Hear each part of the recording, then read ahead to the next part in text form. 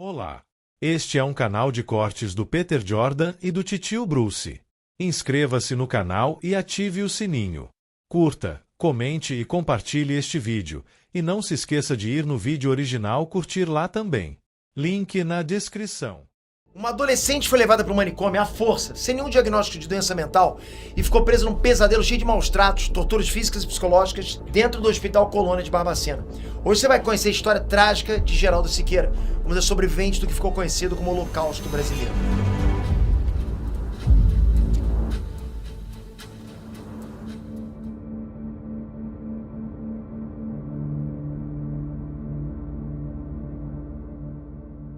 Olá pessoal, Peter aqui. Bom, ela tinha 15 anos quando atravessou o portão do manicômio, mas ela não entrou com diagnóstico, não tinha nenhum prontuário, nenhuma indicação de doença. Na verdade, ela entrou grávida, assustada, depois de ter sido vítima de um homem que tinha muito a perder. Do lado de fora do portão ficou a única vida que ela conhecia, mas do lado de dentro começou uma outra. Uma vida que ela nunca escolheu, nunca mereceu e que durou décadas. O Brasil tem uma ferida gigante, ok? Que pouca gente conhece. Uma ferida grave, funda, escondida no interior de Minas Gerais, numa cidade cercada de rosas. Uma ferida que matou mais de 60 mil pessoas. Uma ferida que o próprio país preferiu esquecer. Essa é a história de Geralda Siqueira. Uma moça que foi descartada pela sociedade quando tinha só 15 anos. E a partir dela você vai conhecer os horrores que aconteciam no Hospital Colônia de Barbacena. Se prepara, porque esse é um dos casos mais angustiantes que você já viu nesse canal. Se você gosta de histórias reais, contadas sob a perspectiva de pessoas que vivenciaram esses casos, esse é o canal para você. A gente procura fazer algo completamente diferente justamente por isso, porque a gente traz o ponto de vista de quem vivenciou. Então se você gosta de vídeos assim, se inscreve nesse canal, porque aqui a gente não produz em massa, sabe, em quantidade. Porque aqui a gente tem que fazer o vídeo mais detalhado possível, é difícil. Então a gente não monetiza esse canal como a gente gostaria. A gente não ganha dinheiro com esse canal, a gente precisa de inscrito. Aí sim, seria a nossa gasolina. E muito obrigado por isso. Vamos lá. Bom, então, antes da gente entrar direto na história da Geralda, você precisa entender onde que ela foi parar. Porque sem entender o Colônia, é impossível imaginar o tamanho da barbaridade que aconteceu com ela. Tudo começou há mais de um século atrás. Um hospital feito para aproveitar o clima de montanha. Era uma casa de repouso luxuosa, gigantesca, com 16 pavilhões, com telefone e talheres de prata. Mas em 1903, esse lugar foi transformado em hospital público psiquiátrico da cidade de Barbacena. Bom, a ideia inicial era criar um lugar tranquilo, num clima confortável, para tratar pessoas com transtornos mentais. Eram 200 vagas. Era uma proposta que, pelo menos no papel, parecia boa, né? Ainda mais no começo do século XX. Bom, mas uma coisa é a promessa, outra coisa é a realidade concreta. O que deveria ser um hospital virou, com o passar das décadas, uma coisa que não tem outro nome mais honesto que esse. Um campo de extermínio. Para você ter ideia, no fim dos anos 70, um psiquiatra italiano visitou o Colônia e saiu de lá com uma frase que entrou para a história. Ele disse publicamente: "Estive hoje num campo de concentração nazista. Em nenhum lugar do mundo presenciei tragédia como esta." Pensa numa frase por um momento. Um cientista italiano, um homem que conhecia os horrores da Segunda Guerra Mundial, que estudou os campos de concentração de verdade, que viu de perto os campos de concentração, né, do nazismo, que dedicou a vida para entender as piores formas de desumanização que o ser humano já inventou. Esse homem saiu do Colônia e disse que nunca tinha visto nada igual. Então era pior do que tudo que ele tinha visto. Esse era o local onde a Geralda foi jogada. Era meados dos anos 1940. Geralda ficou órfã, ainda pequena. Só aí a gente já tem uma tragédia enorme na vida, né? Mas esse não era nem um começo, ok? Quando ela ficou sozinha no mundo, ela não tinha parentes que pudessem cuidar dela, nem rede de apoio. Ela era só uma criança invisível para o governo. A Geralda cresceu então do jeito que dava, sabe? Com muita dificuldade. Com 11 anos, a Geralda foi trabalhar como empregada doméstica. Exatamente, 11 anos. Hoje isso é trabalho infantil, é crime. É uma coisa que qualquer pessoa de bom senso olha e vê que é errado. Mas em meados do século XX, no interior do Brasil, né, para uma menina pobre e órfã, era simplesmente o caminho possível, senão não conseguia comer. O patrão dela era um advogado da cidade de Virginópolis, a uns 270 quilômetros de Belo Horizonte. Era um homem com estudo, com posição, com respeito na cidade. Mas ao mesmo tempo, era um homem que, enquanto Geralda limpava a casa e servia a família, ele via nela não uma criança, mas uma oportunidade. Por anos, Geraldo viveu naquela casa, trabalhando, seguindo ordens, sem escola, sem brincar. Então, quando Geralda tinha 14 para 15 anos, o patrão fez mal a ela. Exatamente o que você está pensando, não tenho outras palavras, ok? Então ela ficou grávida. Isso criava uma cadeia de problemas, né? Porque para Geralda era violência, trauma, era insegurança, era vida transformada pela gravidez. Mas para o patrão dela, o problema era outro. Ele só via um problema para ele, não para Geralda, para ele, entende? O advogado tinha um nome a zelar, tinha família, tinha cliente, tinha a cidade toda olhando para ele. Uma empregada adolescente grávida era uma prova de que ele fazia coisas muito erradas. Então ele fez o que as pessoas ruins e poderosas sempre fazem. Ele se livrou do problema. Ele evitou um escândalo. Geralda, com 15 anos, grávida de 3 meses, foi mandada para o Hospital Colônia de Barbacena, sem diagnóstico, sem laudo médico, sem ter feito nada de errado no mundo. Ela foi despachada para o Colônia como se fosse uma coisa ruim que devia ser escondida num lugar onde ninguém mais fosse procurar. E funcionou. Porque o Colônia era exatamente esse lugar. Eu vou te explicar como é que funcionava o sistema, porque isso é fundamental para você entender a monstruosidade do que estava acontecendo. Lembra que eu falei agora há pouco que o Hospital Colônia foi criado para acolher 200 pessoas? No auge da superlotação, esse hospital chegou a ter mais de 5 mil internos ao mesmo tempo. E um desses era Geralda. Isso dá 25 vezes a capacidade.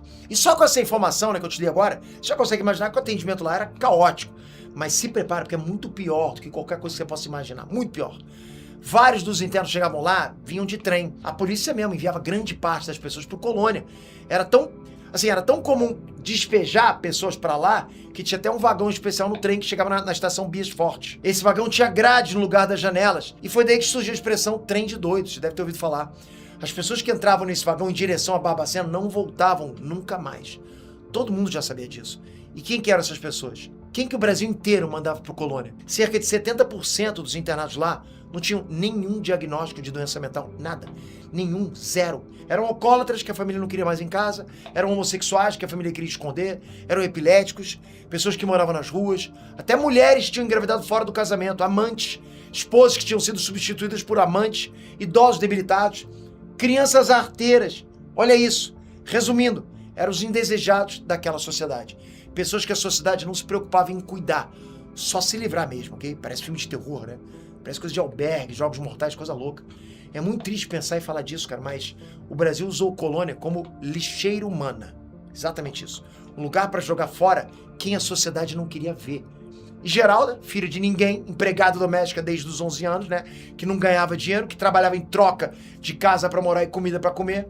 Agora grávida de um homem poderoso que forçou ela, né? Era o tipo de problema que facilmente seria jogado ali dentro. E foi. Bom, ela chegou no Colônia quando a barriga começou a crescer. E ela chegou não como uma paciente, não como uma pessoa que precisava de cuidado. Ela foi recebida como mais um descarte social. Geralda demorou para entender tudo aquilo. Ela simplesmente foi levada para um lugar que ela não conhecia. E deixaram ela lá, largaram ela lá. E assim que ela entrou, rasparam os cabelos dela, tiraram as roupas dela, deram um banho de desinfecção e deram um trapo velho para ela vestir. A identidade dela foi apagada em questão de minutos desde que ela cruzou aqueles portões. Lá dentro, ela viu milhares de pessoas internadas, mas não parecia um hospital, parecia um depósito de gente. Homens, mulheres, crianças, idosos, todo mundo abandonado. Não demorou muito para ela perceber que a vida ali ia ser difícil. Não tinha cama para todo mundo, nem comida, nem remédio. Nem todos usavam roupas, várias pessoas andavam descobertas da cabeça aos pés. Não tinha o básico para fazer as necessidades. Os banheiros eram quebrados, não tinha produto de higiene para todo mundo e eram poucos médicos lá, enfermeiros circulando. Na verdade, com o tempo, ela percebeu que a maioria dos funcionários não passavam de guardas, né, como se fosse uma prisão mesmo. Em todos os lugares só se via sujeira e gente amontoada. Era a visão do inferno. Geralda teve medo. Medo por ela, medo pelo bebê, medo da vida que teria pela frente lá dentro, esquecida lá dentro. Logo ela percebeu que ali não era um lugar de cura. E ela percebeu que as opções de tratamento eram precárias também. Todo mundo tomava um comprimido rosa ou um comprimido azul. E quando o paciente era muito exaltado, tomava os dois. Quando tinha rodadas de injeção, todo mundo era aplicado com a mesma agulha. Uma única agulha para o hospital inteiro, que de vez em quando os enfermeiros ferviam. A comida era pouca e era intragável. Na maioria das vezes era comida azeda, estragada mesmo, ok? Às vezes era um mingau branco e aguado, que ela não conseguia nem identificar do que era feito. Mas nunca vinha comida sólida. Eram sempre comidas pastosas, purês, mingaus. Então o Geraldo entendeu por que a maioria dos internos não tinha dente. Com tantos anos sem mastigar comida sólida, os dentes simplesmente enfraqueciam e caíam. Se sentissem sede, eles tinham que beber água da torneira ou do vaso, né? Quando tinha água. Às vezes um cano estourava e ali os pacientes se banhavam e bebiam água à vontade. Geralda viu também muitas pessoas entrarem e saírem da sala de eletrochoque. Era um tratamento desumano que dava descargas elétricas nas cabeças dos pacientes. E ela também viu pessoas passarem por lobotomia, que é uma mutilação cerebral que deixava as pessoas desligadas para sempre. À noite tudo piorava. Geralda sentia muito medo, sabe? Os internos brigavam por camas e cobertores, pessoas se agrediam, outras gritavam e choravam a noite inteira. A vida da Geralda nunca tinha sido fácil, mas nada tinha sido tão terrível quanto lá dentro do Colônia. E lembrando de novo, ok? Ela foi parar nesse manicômio sem nenhum problema psiquiátrico. Geralda viu muitas pessoas morrerem lá dentro, né? Por agressões, por maus tratos, pelos choques, por inanição, infecção. E quando morriam, os corpos eram jogados numa vala comum do lado do colônia. Mas morria tanta gente que muitos corpos não eram enterrados com dignidade, eram vendidos para a universidade. E no meio disso tudo, uma adolescente grávida. Geraldo entendeu rápido que ninguém que entrava por aqueles portões saía vivo. Entendeu também que a partir do momento que alguém cruzava aqueles portões, não seria mais considerado como gente. Os meses passaram, a barriga foi crescendo e ela não teve nenhum atendimento pré-natal. Ela não sabia se ela estava saudável, nem se o bebê estava saudável, se era menino ou menina, até que chegou o momento. Geralda, aos 15 anos, deu à luz a um menino. O nascimento de um filho costuma ser um dia inesquecível de felicidade, mas não dessa vez. Geralda se preocupou porque que futuro teria um bebê que nasceu dentro do colônia? Ela deu o nome de João Bosco pro filho dela. E apesar desse bebê ter sido fruto de um trauma, ela sabia que o bebê não tinha culpa de nada.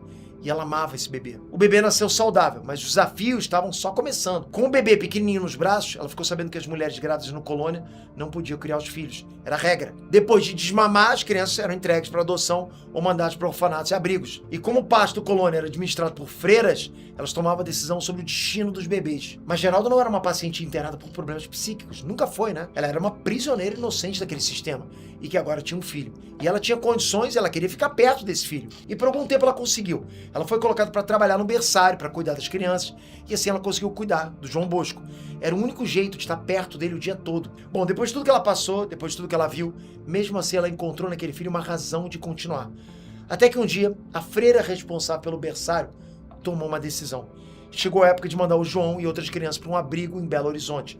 Quando Geralda soube, ela ficou desesperada. Ela nem teve tempo de questionar a decisão, não teve tempo nem de se despedir. Ela sequer foi informada de que aquele dia chegou. Numa manhã, quando João Bosco tinha ainda poucos meses de vida, ela chegou no berçário e ele simplesmente não estava mais lá. Curtiu? Não se esqueça de se inscrever no canal, acionar o sininho e curtir o vídeo original. Link na descrição.